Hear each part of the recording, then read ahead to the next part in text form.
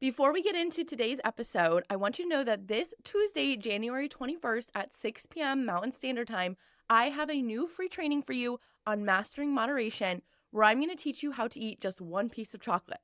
You're going to learn why the 80% healthy, 20% not so healthy rule doesn't really work, 3 reasons why you feel stuck with overeating, and my proven 6-step method to include all of your favorite foods and eat them in moderation.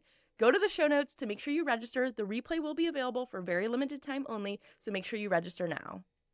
Hey, confident eaters, how are you doing? How is your new year going? We are going to be tackling a really common obstacle that comes up for so many people, which is nighttime eating. So we're going to talk about why nighttime eating happens, 5 actionable daily habits that you can start implementing today to stop nighttime eating, and how to move forward from it. Now, I first want to start this episode by saying nighttime eating in and of itself is not necessarily a bad thing. There's nothing wrong about eating at 7, 8, 9, 10, 11 p.m. at night, or beyond that for that matter. But we're going to be talking about what to do if you're overeating at nighttime and why this time of day can be a little bit more difficult. Plenty of normal natural eaters out there, though, around the world eat at night, and they're not gaining weight instantly. They're not ruining their metabolism. Like all of these things that you've heard about nighttime eating, you really want to question, are they true? Because most of them are probably not. You can definitely eat at night if that's the time of day that you love eating, if it's the most convenient for you, if you have a job that is just super stressful all day, maybe you're a nurse or a doctor. Those are people that I've worked with. They generally have more of their meals later in the day, and that is totally okay. But we're going to address what to do if you're overeating at night and snacking when you're not hungry. Because here's the thing. We don't need to eat that much before we are just laying in bed all night, sleeping and doing nothing. Okay? We do not need that much energy, that many calories to get through our night of rest. And if we are overly full, that can have a major impact on our sleep quality. We sleep so much worse when we overeat. And so if you're noticing, man, I just get home from work and I just eat and eat and eat until I'm overly full, and then I go to bed and I don't sleep as well, and then I don't feel good the next day because my blood sugar is all thrown off, this is going to be the episode for you.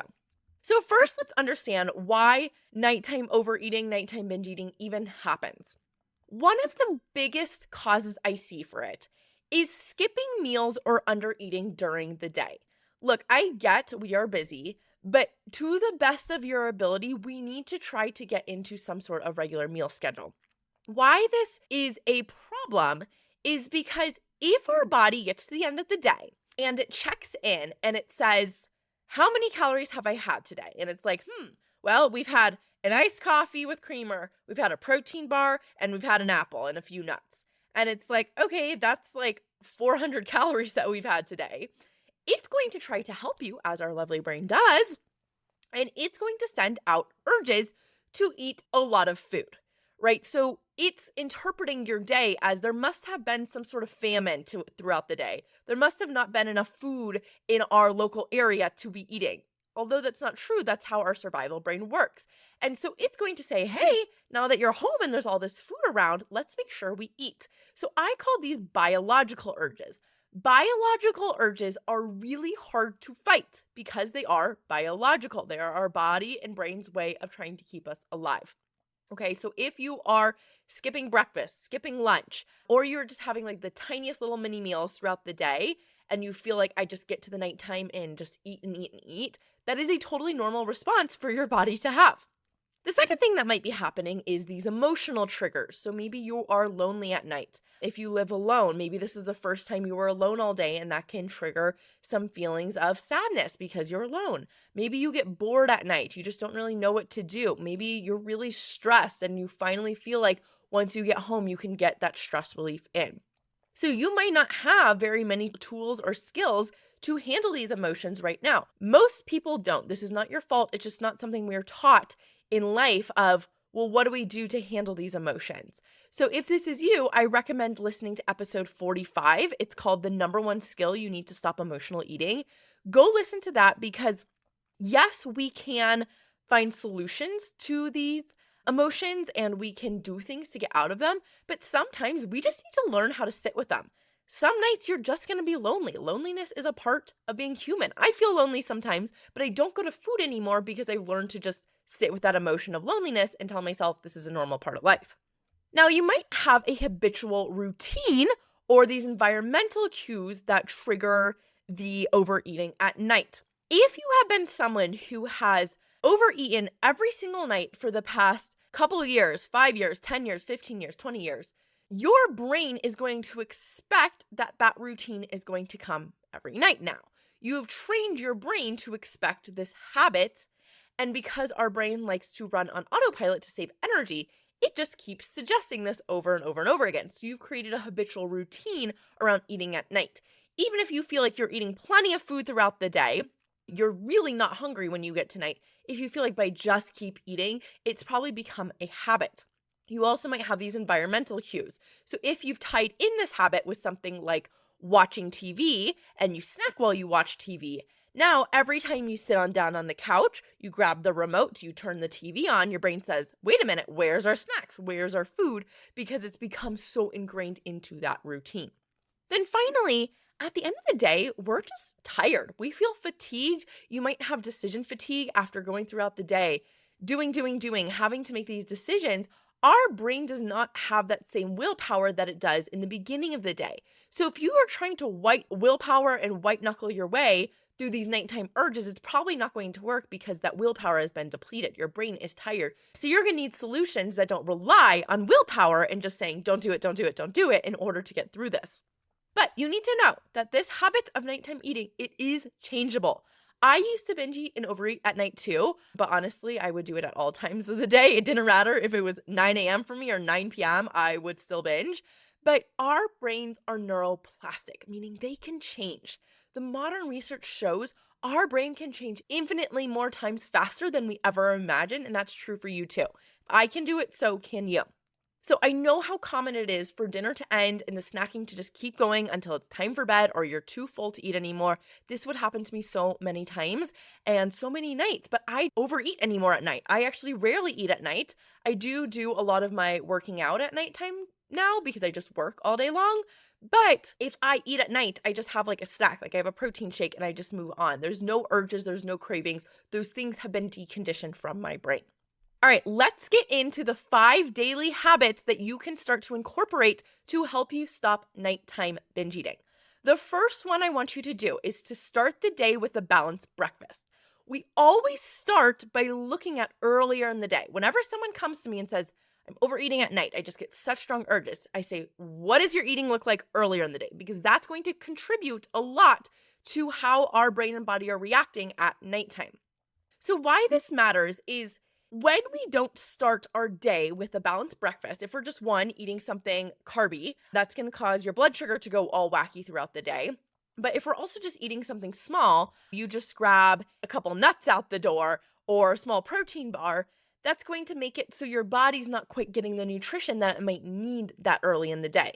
Now, if you're saying I just don't get hungry that early in the morning, that could be because your hunger and fullness signals are just thrown out of whack from the constant overeating and restricting and then binge eating and then mildly eating and then going back to restriction. So it really does throw off those signals. And that's something I work on with clients in my Confident Eater program, is focusing on how can we start to regulate these signals and what works best for you to make sure we are eating in a way that's going to prevent these biological urges. I was just coaching in my Confident Eater group program, and one woman, I was sharing how she's been intermittent fasting for the last couple of years for so long. And she was having a really hard time letting go of the idea that she shouldn't be eating breakfast. And so we coached on it, we worked on it. And now that she started including a balanced breakfast now, she's having eggs and toast and fruit in the morning. She has seen a drastic decrease in her afternoon eating. And so once we removed her fears around adding that back in, she actually reduced her overall calorie intake and overeating a ton. So what I want you to do is look at including protein, fats, and fiber and carbs into your morning, all 4 of those things. So what that can look like, you can have eggs with avocado and toast. I love oatmeal with protein powder. I just mix it in and then I add fruit and usually nut butter. Or I also love yogurt and fruit and nut butter. Doing something that's actually fulfilling. Don't just have like one hard-boiled egg. Don't just have like an apple. Have something that's actually nourishing and just wait and see what happens. Along with that, the second thing I want you to do is schedule in regular meals throughout the day. The majority of people that come to me are eating way too small of meals during the day. If your meals look like I'm having a banana out the door with a protein bar, and then I have a salad with plain chicken and low-fat dressing for lunch, and then I don't eat anything else until dinner, that for most people is not enough. I used to have this rule in my head that all my meals needed to be under 450 calories. And by the end of the day, I might have had some hunger, but even if I didn't feel super hungry, I just had these intense cravings for food. All I wanted was to eat. And I'd also have a lot more sugar cravings. So if you are also having something like you just feel like you crave carbs and bread and sugar and candy and chocolate all day long, check in and make sure you are having regular meals, breakfast, lunch, maybe a snack, and dinner, and that you're actually getting enough food during those. Now, don't use this as what you should do because I don't count calories anymore and all of our bodies are unique. But if I had to guess, my breakfasts and lunches are now around 600 to 700 calories, maybe even 800 calories each, maybe 500 calories someday. I don't really know, but they're definitely more than that 450 calories. And now my meals, they last me to my next meal. I don't need to snack. I sometimes on occasion need one, but it's just not that big of a deal anymore. I have my breakfast. It lasts me all the way to lunch. I have my lunch. It lasts me all the way to dinner. I have my dinner, and then I feel done for the night. I don't feel like I need to keep eating anymore. So having these regular meals throughout the day is going to help prevent that extreme hunger that can lead to overeating at night. And again, if you're in the category where you feel like I just don't even get hungry that much throughout the day, if you are overeating and binge eating right now, your hunger and fullness signals aren't probably that reliable, which is why in my Confident Eater program, I don't actually teach hunger and fullness until month 4 because there's so much we need to do before then to start to regulate out your hunger hormones before we start intuitively listening to them. But if you feel like you start eating at night and you've awoken this hunger monster and then all of a sudden you want to eat everything in sight, that's probably a good sign that you need to be eating more earlier in the day. So I would create a consistent meal plan with yourself with 3 meals, probably a snack if you need it in the afternoon or morning, spaced evenly throughout the day, okay? The third habit you're going to implement is emptying out your stress bucket throughout the day. All day long, you are having these little things happen. Your kid throws a tantrum at 7 a.m., you're late to work, and then your boss is mad at you, you get a new project, you feel overwhelmed, you start to scroll the news on your phone, and you see something horrible, you feel triggered about it. Then you get off of work to this huge pile of dishes that needs to be done. All of these things add up throughout the day. I want you to think about as if there were a leak in a pipe, and that leaky pipe is just dripping into this bucket. And every time it drips, if something is happening throughout the day, the more that flows in, the more that's dripping out. If you are not taking time to empty out that stress bucket, it's going to overflow and it's going to feel unmanageable. So if you are not doing anything to take care of yourself throughout the day, no wonder you get to the end of the day at night and you just feel like I need to eat to do something to relieve all the stress. So the key to making sure you're not super stressed at night is to work backwards again and look at what's happening earlier in the day. How can we empty out this bucket? We want to make sure it doesn't feel like you've been run over by a truck by 7 p.m. So think about it as micro self-care moments. I am not going to tell you to take an hour in the middle of your day to go to a meditation class. If you can, that's great. But I want you to think about them as micro self-care moments. Sometimes all we need is literally 15 seconds to close our eyes, take a couple deep breaths, and that will make a world of difference in how the rest of your day goes. Maybe you step outside for a few minutes. When I am scheduling in my day, the first thing I schedule in is my breaks. I don't wait till I have everything else put in the calendar and say, where's room for me now? I say, no, where do I normally need a break? And making sure that gets in first. I know I need a break in between when I start work and I have lunch. So I usually schedule in a mid-morning break. And then at lunch, I always schedule in enough time to have a walk with my lunch. And then same thing in the middle of my day. I know between lunch and when I finish up work, I need a break somewhere in there. So I am doing physical therapy right now. So I might schedule 20 minutes to take a break and just do my physical therapy, get my body moving, doing something active, or just stepping outside, feeling the sunshine on my face, feeling the cold air in my face this time of year. And that wakes me up enough to keep going. Sometimes it's just drinking a big glass of water to refresh yourself, refuel yourself, maybe journaling, or I love voice noting too. If you're in your car on your way home, just taking a minute, find the voice note app on your phone the audio recording one, and you can just tap it and just like let it out. Pretend like you're talking to a friend, or of course you can call a friend. But sometimes if you just want to rant, just like speaking it out can be so helpful. So taking these mini micro self-care moments to help empty out your bucket throughout the day. Your fourth habit is to get a freaking life. Okay, food and dieting should not be your only hobby, but for so many of us, it is. We've spent so many of our years of our life wasted on obsessing over food and what to eat and how much to eat and when to eat. And should I eat this? Should I not eat this? What's the new diet? What's the new book I should read? What's the new podcast I should find? Okay, call it good. Listen to my podcast, and that's it. And then the rest of your time, I want you to find another hobby. Because if you feel like your evenings are just dinner and then a blank space of nothingness, you're going to want to change that. Otherwise, it makes sense why you're overeating. You have nothing else to do. You don't have a life outside of food. So you can take 5 minutes, do a little Google search on some fun hobbies you can start, or I'll give you some ideas of my favorites right now of how I spend my evenings. One thing I have started learning is piano. We have a piano at home that I have never really learned how to play, and I decided, let's pick it up. So I am using this app. It's called Simply Piano. And now that I'm thinking about it, they have Simply Drawing too. They also have Simply Singing and Simply Guitar. I think that's all the Simply apps. But they basically are like Duolingo for learning piano, drawing, singing, guitar. So it's a super fun app. It's really awesome to teach you if you want to learn one of those skills. I am really into pole classes and aerial fitness. And so I spend a lot of my evenings going to classes, fitness classes. So maybe you find a fun boutique fitness studio. I am really biased, and I think pole dancing is the most fun thing in the entire world, and I think everyone should try it. You honestly do not have to be as strong as you imagine. Find one in your area. It makes you feel so empowered, so sexy. You have so much fun. You are in a community of other people. So I love that. But maybe you sign up for a yoga class, a cycle class, Pilates class, a CrossFit class. Like, there's so many fun fitness things out there. And I find scheduling in a class really helps get you motivated, because then when I'm sitting on the couch and it's 6 p.m. and I finish my dinner and I don't want to do anything, but too bad I have a class scheduled, I have to get my booty up and go to that class. You can find a fun craft to do. Look up different craft ideas. Find something that you want to get into. Maybe you get into reading.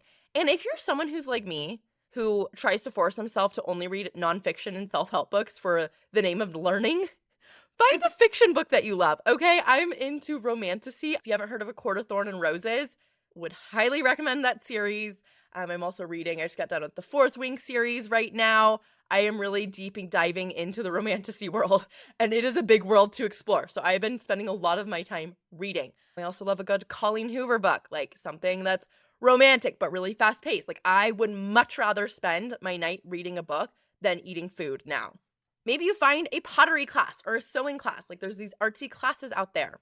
Just find something to do other than eat, okay? And I know it can be tiring at night. Sometimes it can feel like you just want to lay on the couch and it's so hard to get off your butt after a long day. But I promise you, you probably have so much more energy in the evenings than you imagine. Like, once I get up off the couch, I'm like, wait a second, like, I'm wide awake. You know, when you get that second wind?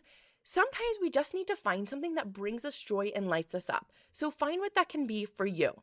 Now, you might still have to give yourself that little push of getting over that initial hump of getting started at this activity. But once you do it, everything in your night will go so much better. And so many of us, if we don't eat the food, we just spend the rest of our night scrolling on our phones, which, like, how do you want to spend your life? Like, honestly, when you look back at the end of your life, do you want to be like, I spent a third of my day at night just eating and scrolling on my phone? Like, no, life is so much better than that. And I don't care that it's the middle of winter right now and it's dark. You can still get up. Once you get up, you will start having fun and you can make your evenings something that's worthwhile. Okay, the fifth habit that you need to create is some sort of evening and bedtime routine.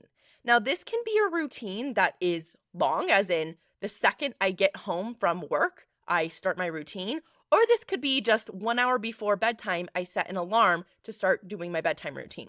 This will solve the issue of when you are done eating dinner and you're just like pitter-pattering around. You don't really know what to do, so you start opening the cabinets, looking for some food. Okay, maybe I'll start having this. Oh, I still don't know what to do, so I'm going to snack a little more. Oh, let's turn on the TV. Now I want some popcorn. I'm going to make some popcorn. Like, that is because you have no structure and routine.